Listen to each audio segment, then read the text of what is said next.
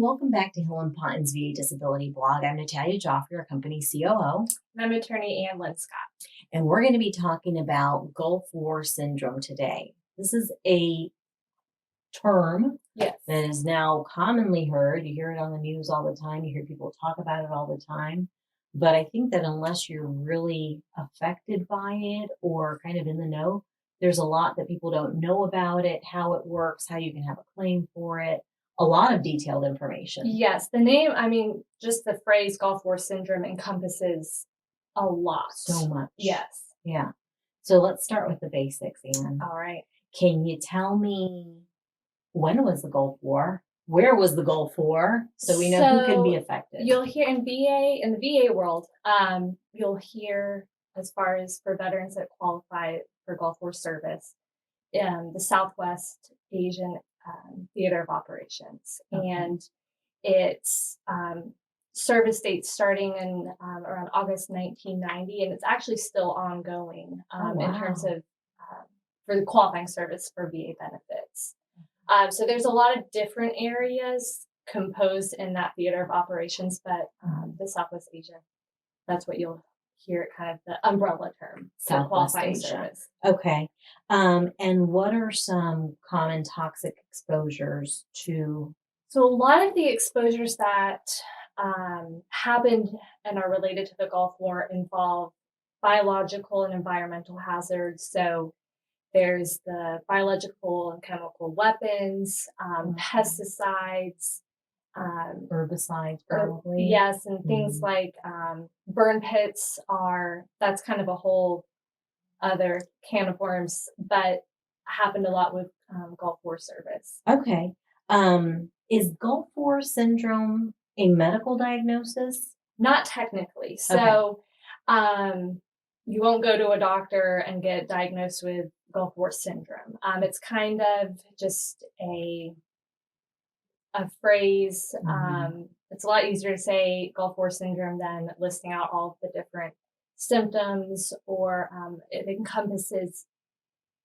It's so complex that it's a lot easier to refer to it as Gulf War syndrome. Normally, veterans or people that work with veterans know this term, and it's kind of like an umbrella term, right? Exactly. That's a good way to put it. Yeah.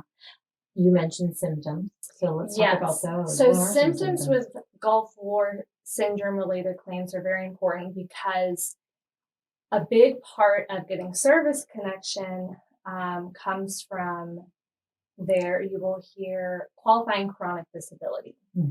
And one of those things is it may either be a cluster of symptoms that are undiagnosed. So you'll hear undiagnosed illness. That would be a qualifying chronic disability. And because it's undiagnosed, it really is symptoms that aren't attributed to any kind of medical diagnosis. Okay, because we see this. I'm glad that you said that, because I've seen this in medical records where they're talking about undiagnosed. So it's almost like it's not a diagnosis, but they're referring to the lack of diagnosis being a potential diagnosis. Is that kind of right? And that's where why these claims are so complicated, because there's some symptoms or some cases where there is no diagnosis. And one of the most basic or fundamental requirements for VA benefits is having a current diagnosis or current disability. Right. And so that's one reason why the VA, these are tough claims. And also, to make a confusing matter even more complicated, there are some conditions that are diagnosed. You'll fibromyalgia or chronic fatigue syndrome.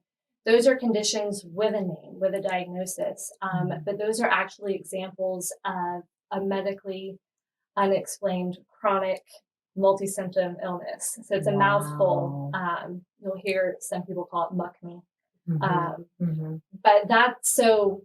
chronic fatigue syndrome, that's technically a medically unexplained chronic illness. Right, because it's not, you can't, there are similar, like with Epstein-Barr or whatever, where it can allude to a diagnosis, but you can't take a test Exactly. You can't have a lab report that says this person has fibromyalgia. And that's another reason why these are so hard, because it's really a process of ruling out diagnoses. So it's important to keep track of your symptoms, because a doctor is going to either look at those symptoms to rule out diagnoses, to get to possibly them labeling it as chronic fatigue syndrome or fibromyalgia. Or they may say, okay, this veteran has this cluster, these symptoms that aren't attributable to anything. And either of those examples would mean that you should be getting service connection, for what you'll hear referred to a lot as Gulf War syndrome. So we talked a lot about chronic fatigue syndrome and fibromyalgia. Obviously, those aren't the only two conditions that can be related to the term coined Gulf War syndrome. What other symptoms would you say are commonly associated? There's a lot of gastrointestinal issues. Okay. IBS is one that the VA frequently recognizes, but it doesn't have to actually be an irritable bowel syndrome diagnosis. Headaches, memory problems. Do they have to be migraine headaches, or can they just be any kind of headaches? Okay. Yeah. I would say, the more specific you can be when talking with your doctor, the better. But there's the thing with Gulf War related claims is symptoms.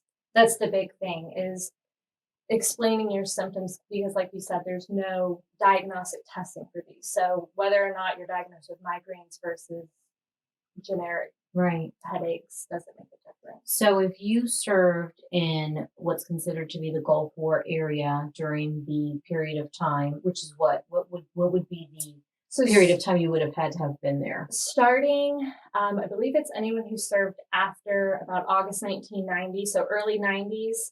And it's actually currently going on. So they've extended the time where your symptoms have to manifest or start showing to December 31st of 2020. I'm sorry, 2021. That had been extended from 2016. So right now, that might be the kind of closing of it next year, but it's very possible that it would continue to go on. So if you were there, if you're watching this and you were there during that time period and you have symptoms that in essence just don't add up, you don't feel quite right, because it's not as if though you can go back and like tick the boxes and say, oh yeah, I have fibromyalgia, I have this, I have your IBS, whatever. It's not that cut and dry. Should that person then talk to their doctor and see what's going on with them? What do they have? Because what I'm gathering from what you're telling me is that it really manifests itself differently in different people. Yes, and that's again why these are such complex claims with the VA, because the VA a lot of times tries to make things black and white. If this, then that. And with Gulf War type issues, it's very person to person. There's a lot of gray area.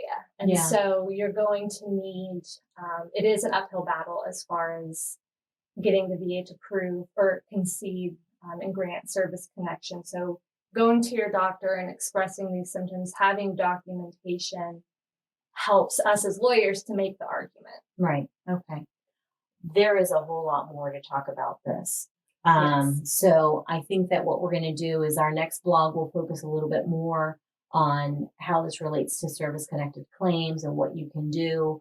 But what I'm gathering, the bottom line here is the VA likes black and white claims. They like clear-cut diagnoses, and Gulf War syndrome is all in the gray. Exactly. It's definitely not black and white. It's not black and white. But they're winnable cases, and just have to stick with it. So that doesn't mean you can't win. Exactly. Right. Great. Thank you, man. Thank you. So we'll talk about this some more next time, and other aspects of Gulf War syndrome claims. In the meantime, if you have any questions, feel free to visit our website or call our office. Otherwise, thanks for joining us. Thanks.